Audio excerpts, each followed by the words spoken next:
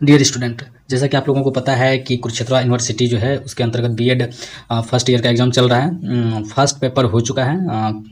Next जो होगा ये सेकंड पेपर होगा। उनका जो इम्पोर्टेंट क्वेश्चन है उनको हम लोग आज देख लेते हैं। कौन कौन से संभावित प्रश्न हैं जो कि आने की संभावना है पेपर 2 में। सबसे पहले हम उस बात पे चर्चा कर लेते हैं। कई स्टूडेंट और फ्रेंड्स मुझे मैसेज कर रहे थे कि ये कंपलसरी जो है ये क्या होता है। जैसे कि आप लोग यहाँ देख सकते हैं कि कंपलसरी क्वेश्चन पूछा गया। कल के जो पेपर हुआ था, जो बीएड पेपर 1 हुआ, उसमें क्वेश्चन पूछा गया था फर्स्ट क्वेश्चन में कंपलसरी क्वेश्चन, अनिवार्य प्रश्न। ये इसमें बहुत सारे स्टूडेंट कंफ्यूज कर दिए कि क्या ये 4 क्वेश्चन मुझे करना ही पड़ेगा क्या। ऐसा कोई नियम नहीं है, क्योंकि ये क्वेश्चन 1 नंबर है। अगर कोई स्टूडेंट क्वेश्चन 1 नंबर को अटैम्प्ट करता है तो उनको चारों प्रश्न का जवाब देना है। लेकिन ये जरूरी नहीं है कि आप 1 नंबर क्वेश्चन अटैम्प्ट करें। अगर आपको ये 4 क्वेश्चन नहीं आती है या फिर आपका मन नहीं है इनके बारे में लिखने का, तो इनके अलावा जितना भी क्वेश्चन इधर दिया गया है, इस क्वेश्चन को आप अटैम्प्ट कर लीजिए। 1 नंबर क्वेश्चन अटैम्प्ट कीजिए ही मत। अगर एक नंबर क्वेश्चन अटैम्प्ट करते हैं तो उसमें चारों प्रश्न को हल करना जरूरी है, वो ठीक है। अनिवार्य क्वेश्चन का मतलब ये नहीं है कंपलसरी कि ये 4, ये अनिवार्य लिखा है इन सभी प्रश्न जो यहाँ से 1 से लेकर 9th क्वेश्चन तक जो दिया गया है, ये 9th क्वेश्चन तक अनिवार्य प्रश्न है। इनमें से आप 5 क्वेश्चन कोई भी उठा के एक्सप्लेन कर सकते हैं, जिससे कि आप 4, 5, 6, 3 क्वेश्चन यहाँ हो गया, 7, 8 ये उठा के कर लीजिए। और इसमें यूनिट वाइज करने का कोई जरूरी नहीं है कि हाँ ये यूनिट 1 में है तो इसको करना जरूरी है, ये यूनिट 2 में है तो करना जरूरी है, ऐसा कुछ भी नहीं है। आप सबसे पहले यहाँ देख लीजिए, जैसा कि यहाँ दिया हुआ है कि कुरुक्षेत्र यूनिवर्सिटी के अंतर्गत ये 26 तारीख 2022 को रिलीज किया गया, एक पब्लिश किया गया है। इसमें लिखा हुआ है कि इस जगह से आप देख सकते हैं, ये जो है पॉइंट लिखा हुआ, सॉरी, ये the student will be allotted to attempt any question instead of attempting unit wise question. कह रहा है सभी स्टूडेंट को अलाउ किया जा रहा है कि आप किसी भी यूनिट से 5 क्वेश्चन, मतलब एनी क्वेश्चंस आप अटेम्प्ट कर सकते हैं। बजाय, इंस्टेड मतलब बजाय, इसके बजाय जो यूनिट वाइज क्वेश्चन करते थे उसके बजाय आप किसी भी यूनिट से 5 क्वेश्चन अटेम्प्ट कर सकते हैं। आप लोगों को ये चीज़ समझ में आ गई होगा कि कौन सा अटेम्प्ट करना है क्वेश्चन, और ये ज़रूरी नहीं है कि आपको ये कंपलसरी सब्जेक्ट जो है इसको करना ही पड़ेगा। कंपलसरी क्वेश्चन जो लिखा हुआ है ये करना ही पड़ेगा। लेकिन अगर आप कर लिए हैं तो कोई बात नहीं है, नहीं किए हैं उसमें भी कोई बात नहीं है। आप यहाँ यूनिट वाइज 5 क्वेश्चन का जवाब दे सकते हैं जितना दिया गया है इधर, और सभी क्वेश्चन को मात्र किसी भी यूनिट से। अगर आपका मन है कि हम ये यूनिट 3 में 6-7 को उठाना, ये 6-7 दोनों बना लीजिए, और यूनिट 2 में जो है 4-5 इसको, तो किसी भी यूनिट से एक क्वेश्चन उठाने का मन है उठा लीजिए, नहीं भी उठाने का मन है वो भी ठीक है, इधर से आप बना लीजिए। तो ऐसा कोई जरूरी नहीं है कि यूनिट वाइज आपको क्वेश्चन बनाना ही पड़ेगा। तो चलिए ठीक है, आज देखते हैं जो नेक्स्ट एग्जाम होने वाला है कंटेम्प्रेरी इंडियन एजुकेशन का, उनका जो इंपॉर्टेंट क्वेश्चन उनके बारे में हम लोग डिस्कस कर लेते हैं। आज मैंने लगभग 15 से 17 क्वेश्चन उठाया है, जिनमें से संभावना है कि ये क्वेश्चन आ ही जाएगा। जो पुराने पैटर्न रहा है पूछने का, कुरुक्षेत्र यूनिवर्सिटी का जो पैटर्न रहा है पूछने का कि किस ईयर कौन सा क्वेश्चन पूछा जाएगा, वहाँ से मैंने एनालिसिस करके ये क्वेश्चन बनाया है। और जैसा कि आपको पता है कि पहले जो मैंने बना के दिया था क्वेश्चन, लगभग क्वेश्चन आ गई थी, मिल गई थी।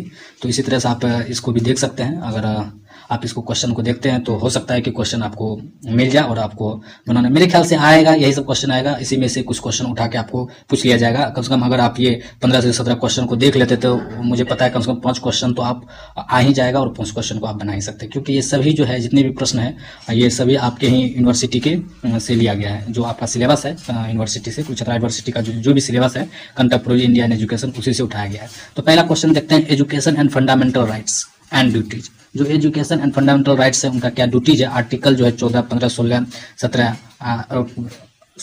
17 तो नहीं है, 17 का अलग है, 17 में असपृश्यता का अंत है, उसके बारे में नहीं। 14, 15, 16 में क्या क्या दिया गया उनके बारे में आप आर्टिकल को पढ़ लीजिएगा, उनको डिस्कस कर लीजिएगा। और 30 एंड 51 के मौलिक कर्तव्य है, फंडामेंटल राइट्स है, सॉरी फंडामेंटल राइट्स वो ये फंडामेंटल ड्यूटीज है 51 का ही, जिसमें कि पहले 10 था, अब 11 हो गया। उसी में से 21A जो दिया गया है, ये शिक्षा का अधिकार दिया गया 21A में। इन सभी के बारे में हम, आप चाहिएगा तो आप बोलिएगा तो हम इनको आंसर में भी अपलोड कर देंगे, लेकिन वो अभी तो पॉसिबल नहीं है। मुझे लगेगा इन सभी का बनाने में आंसर, और वो कल सुबह तक मैं पोस्ट कर सकता हूँ अगर आप लोग बोलते हैं तो। सभी प्रश्न का जवाब का आंसर मैं चाहूँगा कि आप लोगों के लिए तैयार हो सके और कर सकते हैं। अगर, लेकिन वैसे मेरा मानना है कि आप लोग अगर अपने से बनाते हैं आंसर तो अच्छा होगा, क्योंकि एक ही आंसर सब कोई लिखिएगा तो हो सकता है कि डाउट हो सके कि यहाँ कहाँ से एक ही जैसा आंसर आ रहा है सबके पास। तो इसलिए मैं चाहूँगा कि आप अपने से लिखें। हाँ, आप चाहिएगा तो मैं हेल्प कर सकता हूँ, लिख के कुछ आंसर प्रोवाइड कर सकता हूँ, जिसमें उस आधार उसी बेसिस पे आप अपना आंसर तैयार कर सके। तो चलिए ठीक है, देखते हैं सेकंड क्वेश्चन क्या है। Discuss the formation of constituent assembly and how did it frame the present constituent of India. कहा भारत के संविधान सभा का गठन की विवेचना कीजिए एवं इसने भारत के वर्तमान संविधान का निर्माण कैसे किया, उनके बारे में आपको डिस्कस कर लेना है। तीसरा नंबर क्वेश्चन है what do you mean by equality of opportunity of education. What provision are make in articles 28, 29, 350 and 351 in this context? शिक्षा के अवसरों की समानता से आप क्या समझते हैं? संविधान की धारा 28, 29, 350 एंड 351 में इस विषय में क्या प्रावधान किया गया है, उनके बारे में आपको डिस्कस करना है। फोर्थ नंबर क्वेश्चन है are the directive principle of state policy, जिसको डीपीएसपी बोलते हैं। और आप ये सब जो भी क्वेश्चन देख रहे हैं, अगर आपको अभी से तैयारी करना है तो आप मेरे प्लेलिस्ट में जा सकते हैं। प्लेलिस्ट में कंटेम्प्रेरी इंडियन एजुकेशन होगा, वहाँ सभी क्वेश्चन का डिस्कस किया गया है, लगभग सभी क्वेश्चन का। और जो भी बचा हुआ है अगर आप बोलिएगा तो हम उसका आंसर राइटिंग करके आपको प्रोवाइड कर सकते हैं। तो फोर्थ नंबर क्वेश्चन देख लेते हैं। Are the directive principle of state policy given in the Indian constitution of any utility and given reason. क्या क्या रीजन है, इनके बारे में आप डिस्कस कीजिए। कहा जा रहा है कि क्या भारतीय संविधान में दिए गए राज्य के नीति निर्देशक सिद्धांत का क्या महत्व है, इनके बारे में आप लोग डिस्कस करें। आपको जैसा पता है राज्य के नीति निर्देशक के तत्व ही के तहत ही ये दिया गया है आपको।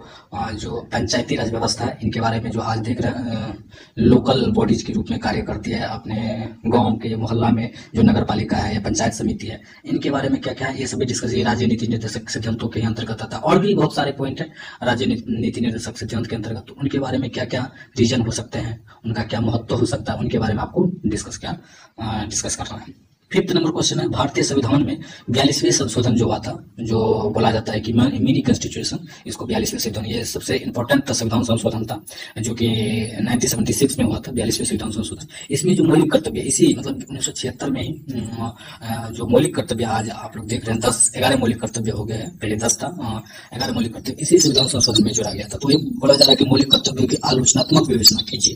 क्या क्या आलोचनात्मक विवेचना, उनके बारे में और इनका महत्व बताइए, इनके बारे में क्या क्या महत्व हो सकता है, या होने से क्या बेनिफिट हुआ, क्या प्रॉफिट हुआ, कर्तव्य को जोड़ा गया है। राष्ट्रीय शिक्षा नीति 1986 के बारे में लिखे। राष्ट्रीय शिक्षा नीति जो 1986 में था उनके बारे में लिखे एवं इसमें वर्ग, जाति, जनजाति, धर्म तथा लिंग के संदर्भ में क्या प्रावधान किए गए, इनके बारे में बताएं। ये क्वेश्चन जो है राष्ट्रीय शिक्षा नीति 1986 के बारे में लिखे, सिर्फ इतना भी क्वेश्चन आ सकता है, या फिर इसमें जो वर्ग, जाति, जनजाति, धर्म और लिंग के संदर्भ में प्रावधान जो चाहिए भी आ सकता है। हो सकता है कि दो आ जाए, नहीं तो कोई व्यक्ति मेरे ख्याल से पक्का राष्ट्रीय शिक्षा नीति को इसलिए इस तरह से क्वेश्चन करना कि अगर एक क्वेश्चन को क्या करते हैं, अगर दोनों आ जाता है तो दोनों को आंसर लिख लीजिए। अगर कोई एक आता है कि राष्ट्रीय शिक्षा नीति 1986 के बारे में आता है तो फिर उसी के बारे में आपको डिस्कस करना है। तो उसको इस तरह से आप ऐसा राइटिंग बना कि ताकि किसी भी घटना का सामना नहीं करना पड़े। साथ में शिक्षा का अधिकार 2009 में शिक्षा का अधिकार जो आता है वो शिक्षा का अधिकार दिया गया, वही आता है शिक्षा का मौलिक अधिकार भी जो दिया गया शिक्षा का अधिकार। इसमें 2010 में इसको इम्प्लीमेंट किया गया था, जो कि मौलिक कर्तव्य जो है आप जब पढ़ेगा तो पता चलेगा मौलिक कर्तव्य 11वां नंबर जो पॉइंट है, 11वां पॉइंट जो है जो कि मौलिक अधिकार आर्टिकल 21A के अंतर्गत आता है, ये 2009 में जोड़ा गया 2009-10 में। इसके बारे में क्या अधिकार दिया गया शिक्षा का अधिकार, इसके बारे में आपको विस्तृत विवेचना करना है, लेकिन इनके बारे में आपको अपने तरफ से इसका आंसर तैयार करिए, आपको भी करना है, सामना नहीं करना पड़ेगा। एक बड़ा क्वेश्चन है मेघालय का विवरण पत्र है, ये मेघालय समिति था जिसपे कि उसने बनाया था कि यहाँ का स्ट्रक्चर किस तरह का होना चाहिए, क्या होना चाहिए।